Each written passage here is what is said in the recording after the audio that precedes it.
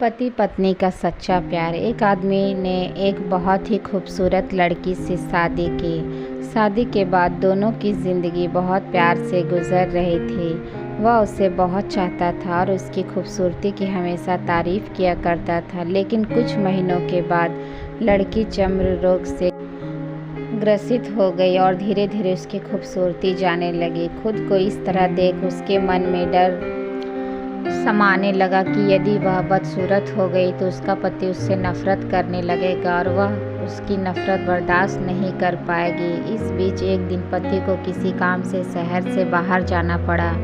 काम खत्म कर जब वह घर वापस लौट रहा था, उसका एक्सीडेंट हो गया। एक्सीडेंट में उसने अपनी दोनों आंखें खो दी, लेकिन इसके बावजूद भी उन दोनों की ज़िंदगी सामान्य तरीके से आगे बढ़ती रही।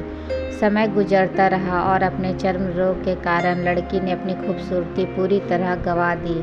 वह बदसूरत हो गई, लेकिन अंधे पति को इस बारे में कुछ भी पता नहीं था, इसीलिए इसका उनके खुशहाल विवाहित जीवन में कोई प्रभाव नहीं पड़ा। वह उसे उसी तरह प्यार करता रहा। एक दिन उस लड़की की मौत हो गई। पति अब अकेला हो गया था। वह बहुत दुखी था। वह उस शहर को छोड़कर जाना चाहता था। उसने अंतिम संस्कार की सारी क्रिया विधि पूर्ण की और शहर छोड़कर जाने लगा। तभी एक आदमी ने पीछे से उसे पुकारा और पास आकर कहा, अब तुम बिना सहारे के अकेले कैसे चल पाओगे? इतने साल तो तुम्हारी पत्नी तुम्हारी मदद किया करती थी।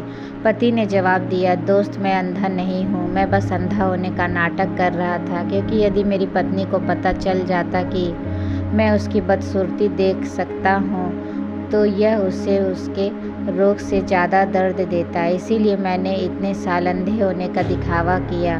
वह बहुत अच्छी पत्नी थी, मैं बस उसे खुश रखना चाहता था। सीख, खुश रहने के लिए हमें भी एक दूसरे के कमियों के प्रति आंखें बंद कर लेनी चाहिए और उन कमियों को नज़रअंदाज कर देना चाहिए।